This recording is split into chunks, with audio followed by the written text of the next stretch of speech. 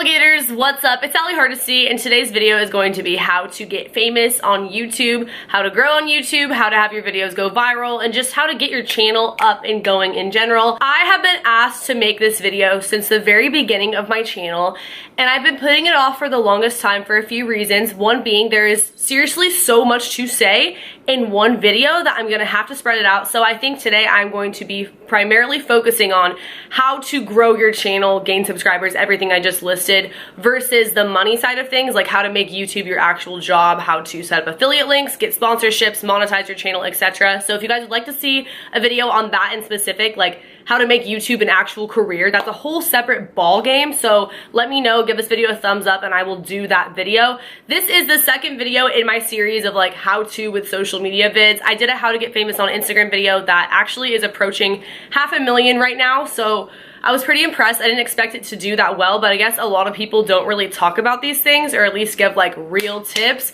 And I'm gonna admit, a lot of this is luck, but obviously it's not all luck. Like YouTubers who have gotten to the place that they're at, they got there for a reason, like they put in work. We do have control over a lot of the things that get us to go viral and grow and gaining subscribers, etc. So I'm gonna give you all my tips and tricks for what I do know and what I truly think can help you and your channel if you are making a channel or you are in the process of trying to grow the one you already have. So first things first, when you start your channel, I think you should have a reason why, something that keeps you motivated, because it doesn't happen overnight. Like you have to genuinely enjoy what you're doing, or else you're gonna get sick of it and you're gonna give up if you just expect to get famous overnight like that. These things can definitely help to speed up the process, but you just can't be disappointed right off the bat if you don't get 1 million hits on your very first video. So keep that in mind when you're getting started. You should know what you want other people to get out of your videos and what you want to get out of your videos. For example, when I started my channel, I wanted to document my life, help other people, and share my experiences. I'm pretty sure I've done that. Like, I feel very, very accomplished in that sense, and that is what matters to me. And I think that people can see that in my videos. I have shared things that other people couldn't necessarily talk about unless they went through the same thing. For example, my ADD, that's something I've struggled with my entire life. I've made videos about it, and people can see in my videos how real I'm being when talking about that subject. So a lot of people do suggest that when you make a channel, you should do like the cliche how-to videos, because people easily search those. If that's what you want to do that. But I would suggest doing something that still relates to you, so you can add your passion and your personal input to whatever you're talking about. So yeah, how-to videos, they do get hits right off the bat. I never really went that route. I didn't even actually hear that piece of advice till much later, but if you do a how-to video, it's definitely gonna show through the video if you actually care about whatever it is that you're doing a how-to video on. Don't just make a video because you think it's gonna do well or you think people would wanna see it. If that was the case, you guys, I would do a lot of certain types of videos that I've never done, or I would do more of, because I know that those are things that do well. But do what you personally have a passion for and wanna talk about and have experience with. Think of something that makes you unique and that people go to you for. If they have a question, they want to know how you have followers on Instagram. They want to know how you grew your hair out the way that you did. They want to know why you wear colored contacts and where you get them from and how you put them on, etc. If you're doing like a how-to kind of video, or if you want to do a story time, what is your go-to experience that you tell people when you meet them right off the bat? Like the craziest thing that's ever happened to you that people are genuinely interested in hearing about. Keep that in mind. Same thing with conspiracy theories. It has to be what you're genuinely passionate about and what people know you for, even if it's not on the internet yet. It could just be in your personal life, in high school, whatever it is. Don't feel awkward when filming. I promise I'm gonna get to the technical stuff later in this video, but don't feel awkward. I felt so weird talking to myself in a camera in the beginning, and it definitely showed. So think about what you notice and what you like in other creators, whether it's their editing style or the way they get really close to the camera, or the way they laugh, or they're super bubbly, or they make corny jokes, and try to incorporate that into your videos, because you know that you like seeing those in other people's videos. But be yourself. Don't try to be Jenna Marbles or Shane Dawson. Don't try to replicate someone else's content, because that's also gonna show if it's not genuinely your personality. So be yourself, let it shine through your videos. It's okay to mess up. If you mess up really bad, you can easily edit it out, or you can just leave it in and it'll be funny. So have fun with it. Don't put yourself under a bunch of pressure when it's your first time filming, because I know I did. I felt like everything I said had to be perfect, and sometimes I still feel that way. So just know that you're in a safe place and that people ultimately will watch you for your personality, not just your content. So don't feel like you have to be a alien or a robot when speaking and sharing whatever it is that you have to say. You can mess up, you can make mistakes, you can burp, you can do this and that. If anything, it'll just make the content more relatable and funny. Once you get a decent amount of following, which I'll talk more about how to do that. You're gonna wanna do a Q&A video because you want people to get to know you as a person. You don't have to do a Q&A, but I would definitely suggest opening up because it makes your relationship with your subscribers that much more closer if they know who you are, where you came from, why you're doing YouTube, what's your purpose on here, are you in school, how old are you, what's your favorite color, whatever. Just basically getting to know you as a YouTuber, because I know the people that I watch on a consistent basis, I feel like they're my friends. Or at this point being a YouTuber, like they actually are my friends in real life, but that's because I've gotten to know them through their videos or outside of their videos because they're personable. The next thing is thumbnails, and arguably I feel like these could actually be more important than titles a lot of the time. I use PicMonkey. Pretty much every YouTuber uses PicMonkey. I use the free version. You can pay for the other thing if you want to, but I've never used it. I've never found it to be necessary, and you can just either screenshot the video or take a picture and then go on there, add emojis, edit it however you'd like to. And when I first started, I didn't even know that you could do this. I would literally just screenshot the thumbnail randomly in the video and slap emojis on it. So now I try a little bit harder than that because I figured out how to actually do that and how much it really does make a difference. I've also learned that less is more when it comes to thumbnails. Sometimes if you have a bunch of stuff on there, it looks way too overwhelming and people just won't click on it. Sometimes it also doesn't hurt to have something on the thumbnail, like in writing, that's different from whatever the title is. All of this works in conjunction to make your videos do well. Title, tags, and the description box. Those things, they need to match up. That's actually crucial.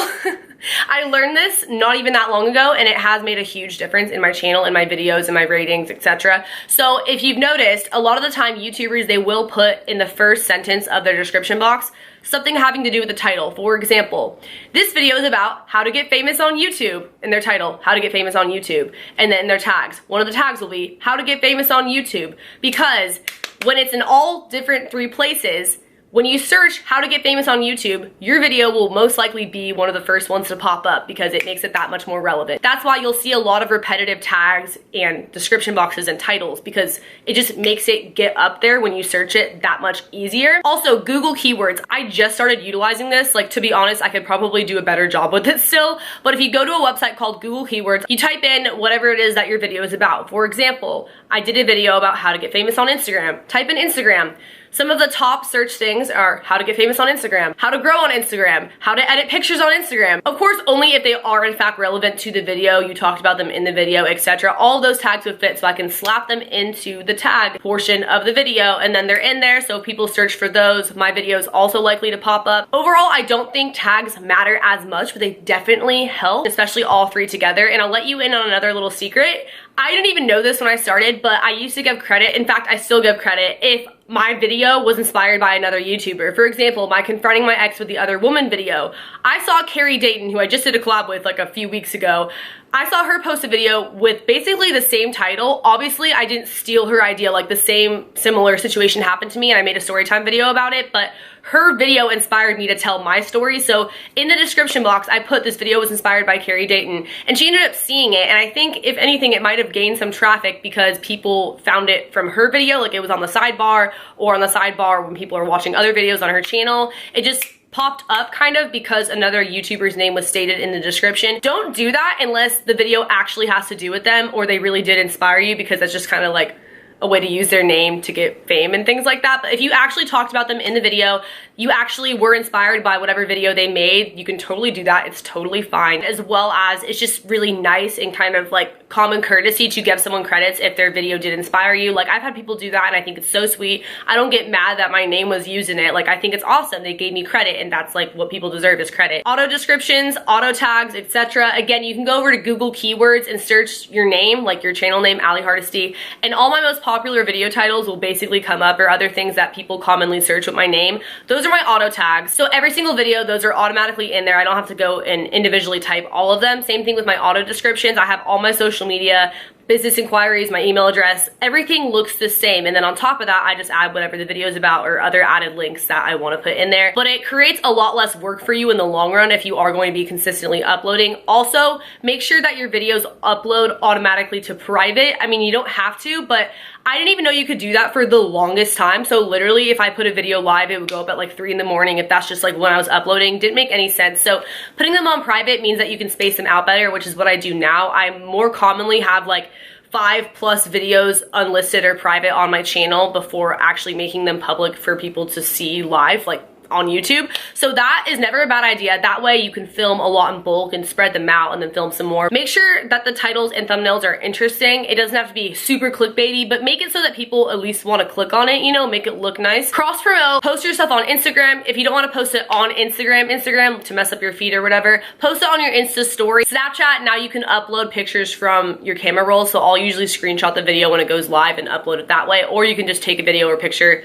straight from your laptop or something to indicate that it's now live, the video, when you post it, because that way you get more views. Obviously, share it to Twitter. That really does make a difference, especially in the beginning if you don't really have like an active fan base. Your friends and family might still check it out, so you'll still get some views, some feedback, and some subscribers from that, and then the more you grow, people are probably going to follow your social medias from YouTube. Make sure that you're shouting out your social medias in your YouTube videos and in your description boxes like I already talked about, because those people will go over to Twitter, etc. And then if they don't have your notifications on, or if they don't really come back and actively check your channel, when you post it on your other social medias that they're following, they'll come back and they'll watch your video. So basically, cross promotion is very, very important. It definitely helps to get your videos out there, get more views, and just get more subscribers, and people who maybe were following you on one thing but not the other, they'll go over and follow you on there as well. So it's pretty self-explanatory. Collabing and networking with other YouTubers. So there is a right and a wrong way to do this. One, don't collab with people because you want their subscribers. That is so offensive. People will seriously hate you over that. It's called social climbing. Also, make friends with people first. Don't just try to collab with someone right off the bat. I have made some of the best friends ever through YouTube. Like, it's one of the most amazing ways to connect with people in the whole entire world, especially because you have that common interest with them. And so not even just collabing with that person helps to grow both yours and the other person's channel, but just bouncing ideas off of each other, helping to learn from each other. Maybe they could teach you something that you didn't know and vice versa. It's just really great to be a part of the community. So make sure that you do dive in, DM people, at them, comment on their stuff, and get to know them. Also, commenting on people's videos, believe it or not, that actually helps people to come back to your channel. But don't be that person who comments saying self-promo, check out my channel. I personally never care when people do that. Like, self-promote on my video all you want, but it doesn't really get people to come to your channel unless you did a video very similar. It's more so if you get a top comment or you're showing support, people might click on your channel and go check it out as well, because I know I always read the comments. I don't know about you guys. I've definitely subscribed to people from the comments. If you genuinely enjoy someone's video, let them know. YouTubers really appreciate that, and it helps us trend as well. So you doing that, we're gonna pay it forward probably and check out your stuff at one point or another if we notice you, and other people who notice you in the comments. So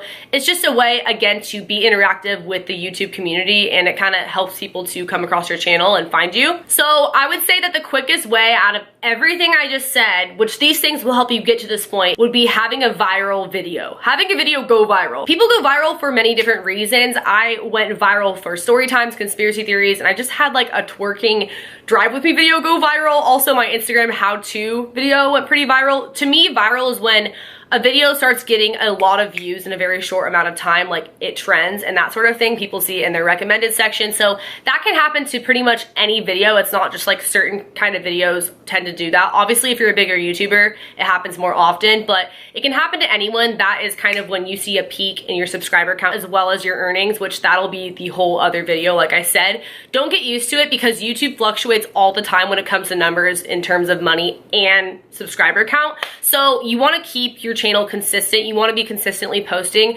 Do not have a dead channel, because to be honest, not only does that not provide your subscribers with content, but people will stop coming back because they know that you're not really going to be there, so they'll stop checking up on you. I know that I have YouTubers who I watch all the time because I know they're always posting. So even if I don't get a notification or I don't see that they posted a video, I'm probably going to go search their channel. Versus people who I know don't ever really upload, I kind of don't bother unless I specifically see a video and I'm like, oh wow, for once they uploaded. You know, nothing against that. Anyone can upload at their own pace. Also, I feel like sometimes people may upload too much. I had that problem in the beginning, so I do think it's good to find a balance and whatever you can juggle, because if you're posting videos all the time but they suck and they're rushed and you can tell that you're not genuinely enjoying filming, what's the point? Like, it'd be better to have high quality videos less often, obviously. But that being said, make sure that you are putting out content for people. You can do it where you're filming in bulk and spreading it out like I do, but if you just don't upload, people are not really going to come back. You're going to have a lot of dead subscribers, especially if it's right after you had a viral video. Notice what videos do well on your channel and continue to do them. Take note of what people subscribe to your channel for and make sure that you continue to post those kinds of videos, because that'll keep those views coming in. Like, when I do videos that have done well before, my channel, they automatically get more views because that's what people subscribe for, you know? Also, try to make quality videos, exporting in the highest quality you can, like HD. I did not do that in the beginning because I didn't know how. I'll have all my links to everything I personally use below, like camera, lighting. I used iMovie for the first year of my YouTube career, and then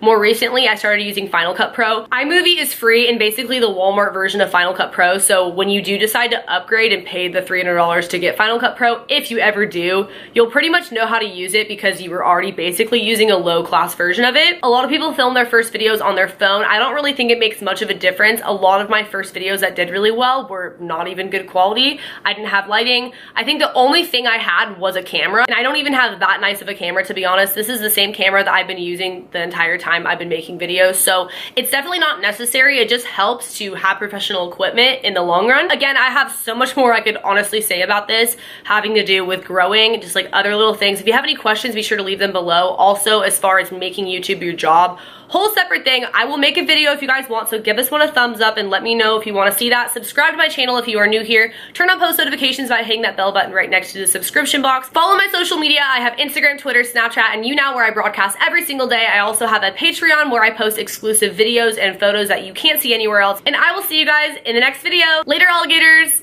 Bye.